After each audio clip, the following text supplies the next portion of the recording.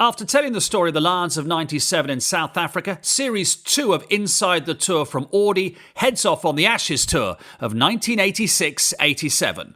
My name's Mark Pougatch. In 86, I was a backpacker. These were professional cricketers. Sometimes in Australia, it was hard to tell the difference. So I'm blending in by grabbing a fantastic craft beer from my free case sent by our friends at Beer 52. This exclusive offer is available right now at www.beer52.com/inside.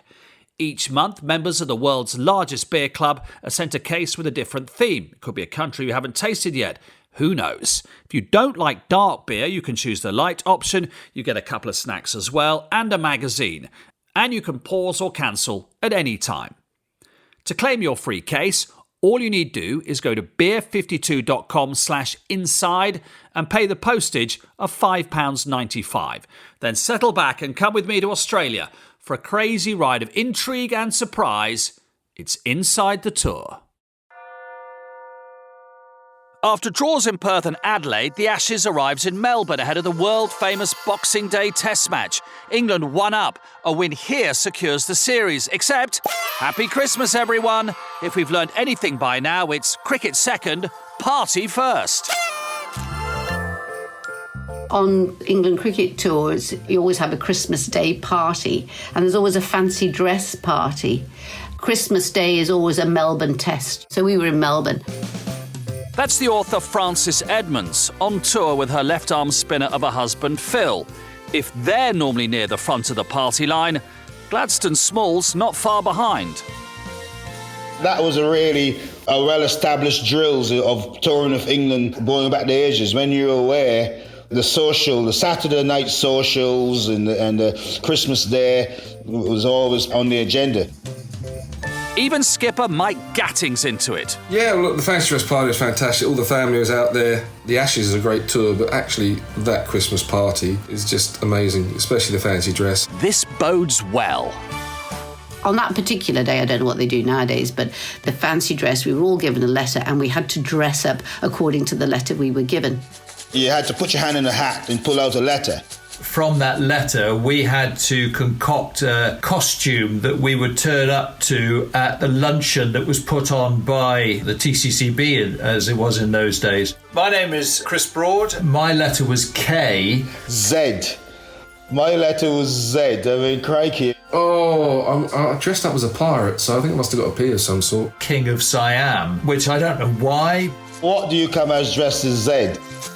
There was a fancy dress shop in somewhere near the hotel in Melbourne that we all troop along to order our fancy dress outfit to pick up when we came back for that Christmas Day. So Z, I mean, geez. Well, I'll tell the story. Philip de Freitas, ex-England cricketer. Letter D. So I went into this shop with this letter and I said, mate, what can I use with this letter? He says, mate, well, I haven't got a zebra. I was panicking. D, I can't think of anything. D. So we went to the fancy dress shop, and I remember I went with Gladstone and Lois, his partner then, and I said, D, I'm D, I need a costume for D, and this bloke's looking at me and said, we haven't really got anything for D. And I'm thinking, D, bloody D, can't you get me something? So, I don't know, the only thing I have here is a Zorro. So, no zebra, so I had to be Zorro. The mask, the cape, the full works. And he looked at me and he went, I've got the perfect thing for you. He said, I've got this beautiful red dress. At this stage, I've looked at him going, what's this bloke on about? And he says, I've got this lovely black wig and I've got size 10.5 heels as well. And he says, look, you're struggling here. Why don't you go as Diana Ross? He was Diana Ross, that's exactly right. He was gorgeous. Wow. Do you know what? She was, I love Frances. She was fantastic. The more and more I think, you look back, it was such a wonderful tour. There was a family atmosphere, and we were very tight and cared about each other. And I was just very, very lucky, and I was experiencing something which I felt was just amazing. And Frances was, she was wonderful. She was wonderful. Yes, I don't know if he did a sort of a secondary career in burlesque or in drag, but he certainly had all the attributes.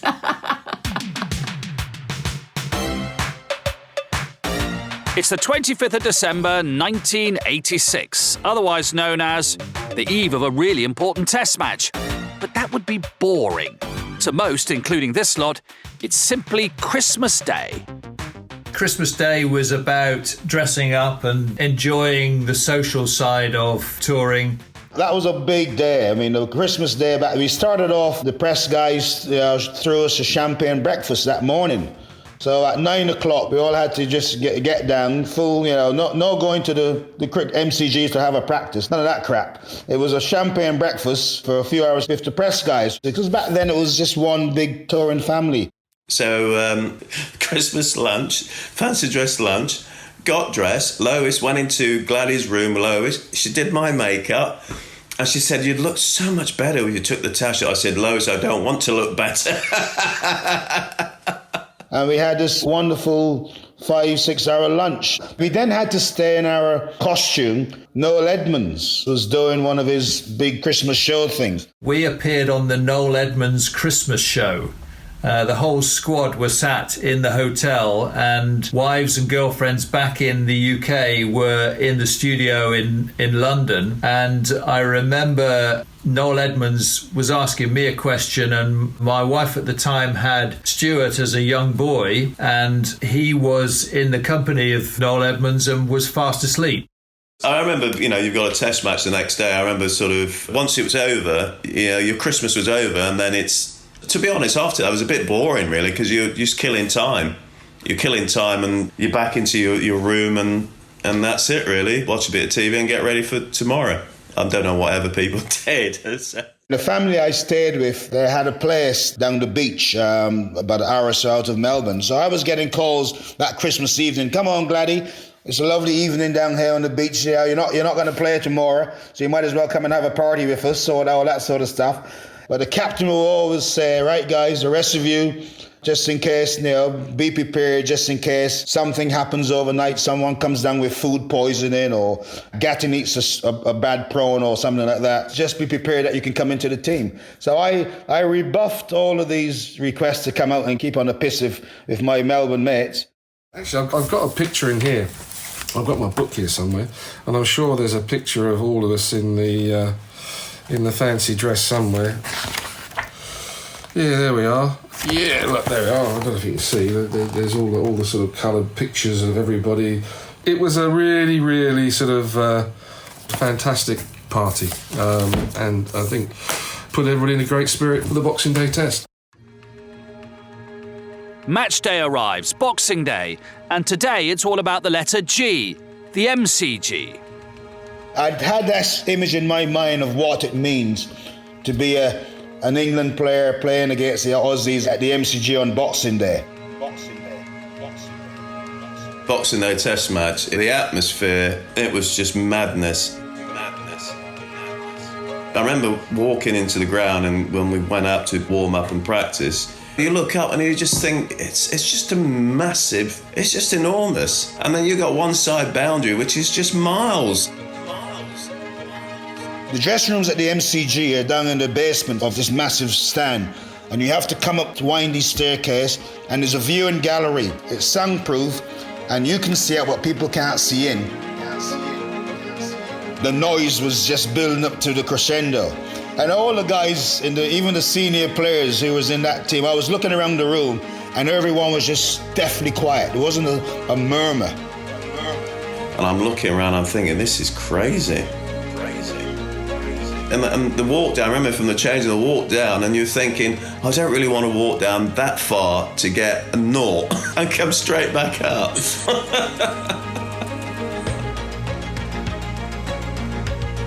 In the history of the Ashes, the Australians have always beaten us, going back to pre-Bradman and Bradman times. And yes, we've had the odd bit of success against them, but guys, if you can beat them, you will put yourself in amongst a really select bunch of people, because not many England teams have gone to Australia and beaten the Australians.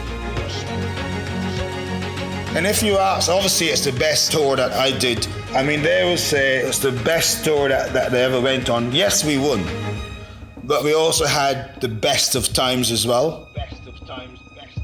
There's an important distinction between Phil de Freitas and Gladstone Small here. Daffy's in the team. Gladdy is 12th man.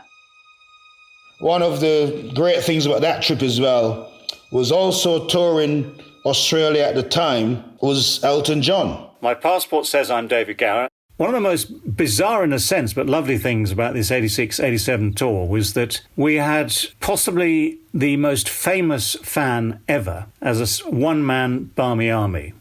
A fellow called John, Elton John. So he was on the outfield, and Graham Dilley was bowling, was just bowling, just lobbing some balls to Elton John and on the outfield that Boxing Day morning. Captain Mike Gatting's Christmas has just taken an unexpected turn. Graham Dilley had come up to me 40 minutes before the toss and said, Gat, I can't play. I said, what's that? He said, my knee's gone. I can't play.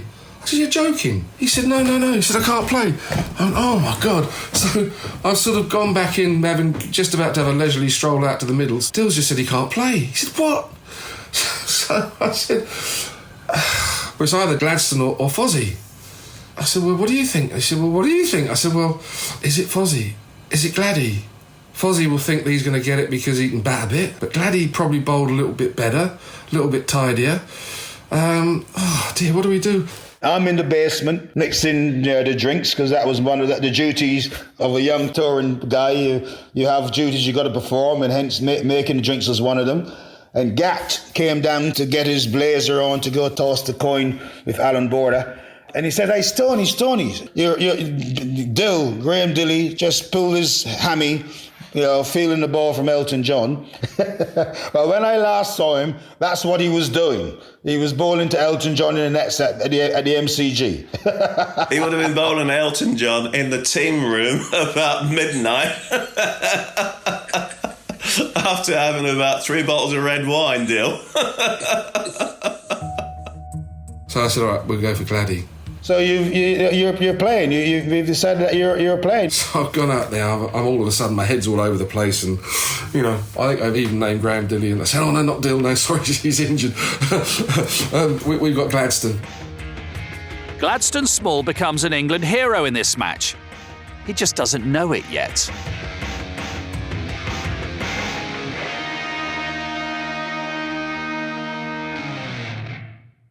OK, in honourable cricket tradition, time for a drinks break.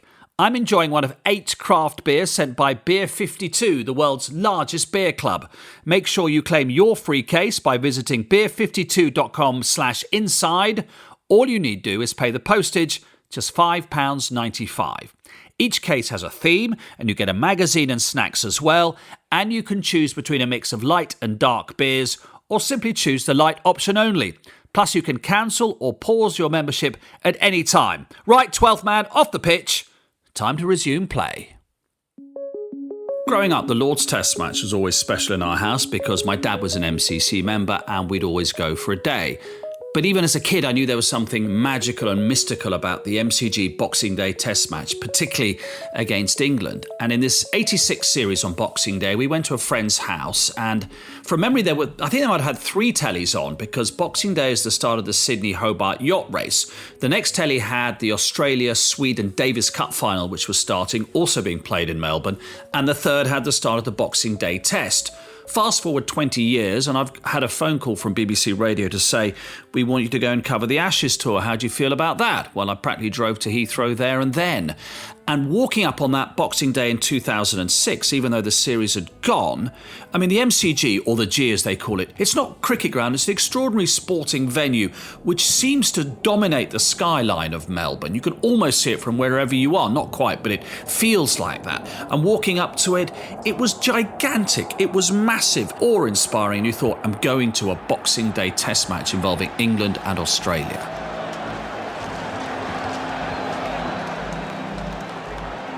It's the 26th of December 1986, the 4th Test match, the Boxing Day Test match. Australia have to win to keep the series alive. Half of Melbourne, it seems, comes out to support Allan Border's stumbling side. I suppose it was one of those, dodging a few bullets here and there. We'd sort of played okay to hang in to a couple of contests there, in Perth and Adelaide, but we weren't playing particularly well.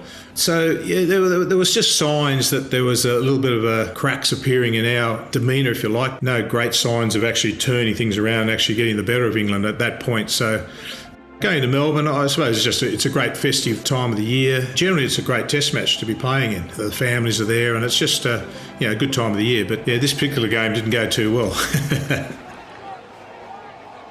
Crucial for England is that Botham's back in the team, although it sounds like he shouldn't be. Beefy was injured. He pulled his intercostal muscle.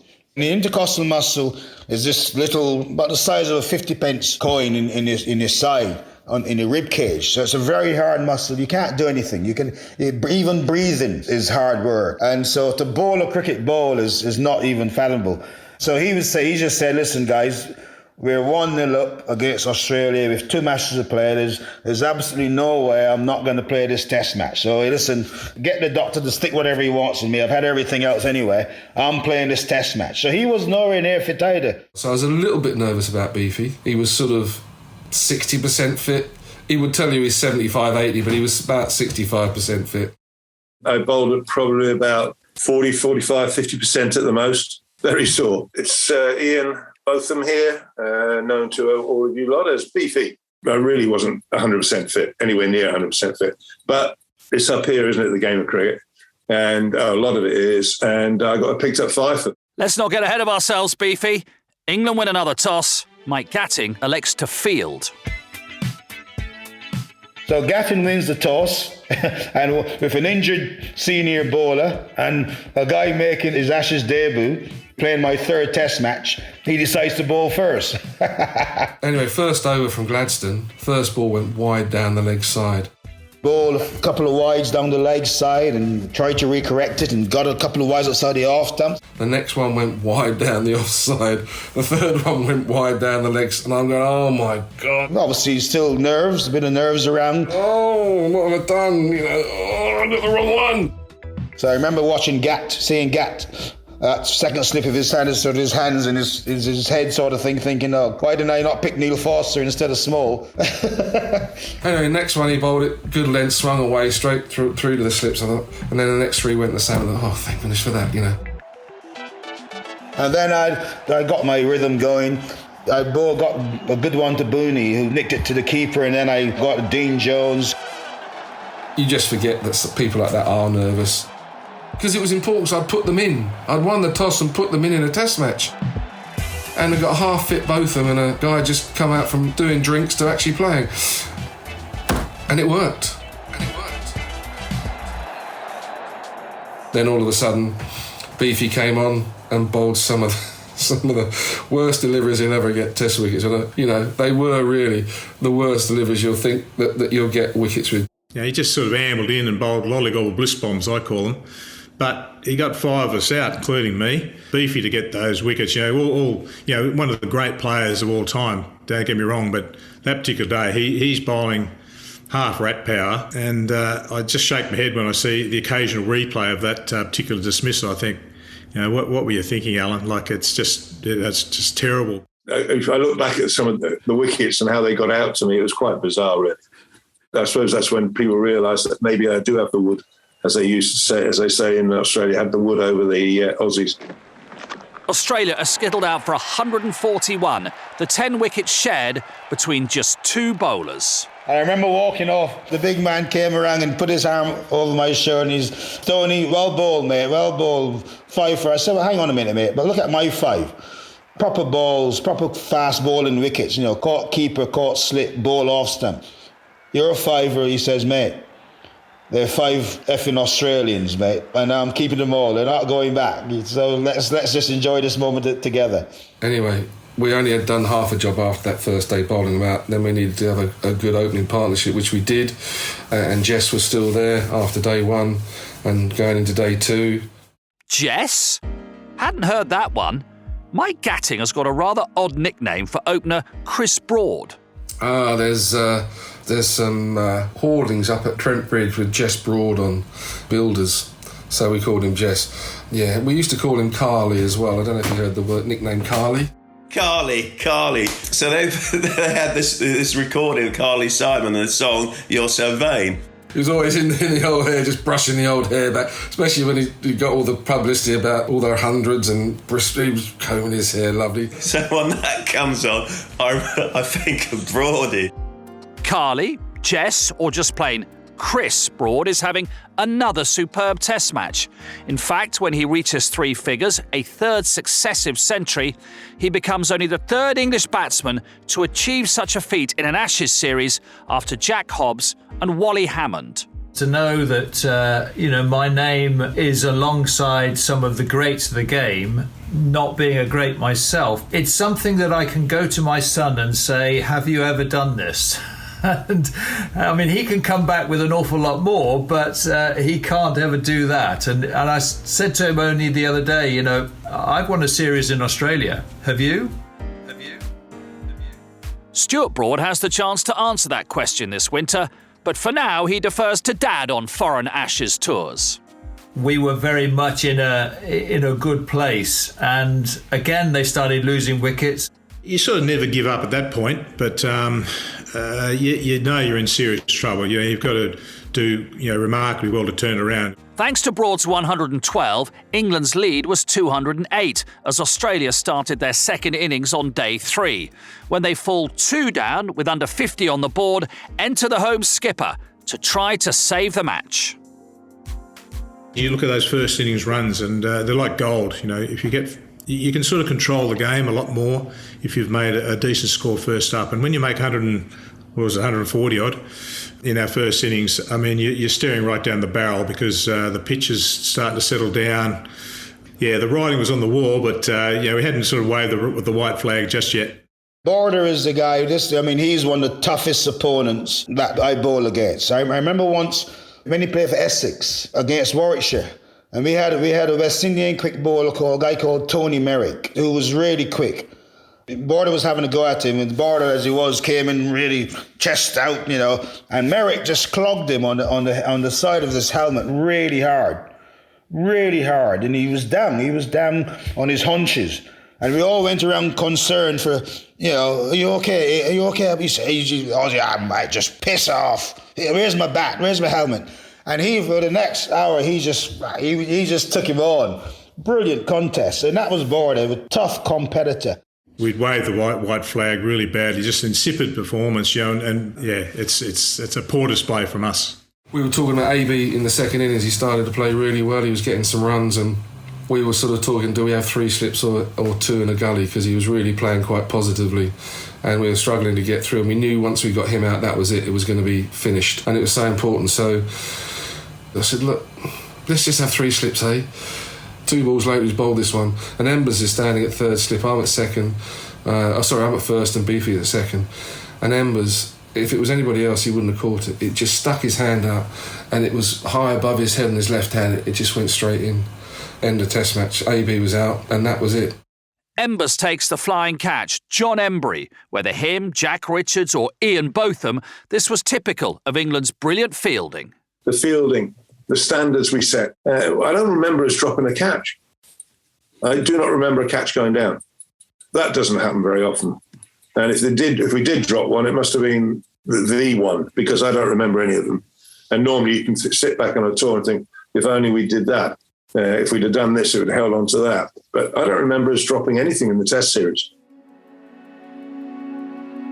Embry, along with his spin partner Phil Edmonds, are unsung heroes. Between them, they take the final 4 wickets of this 4th Test match, with a little help from the star of this show, Zorro himself, Gladstone Small.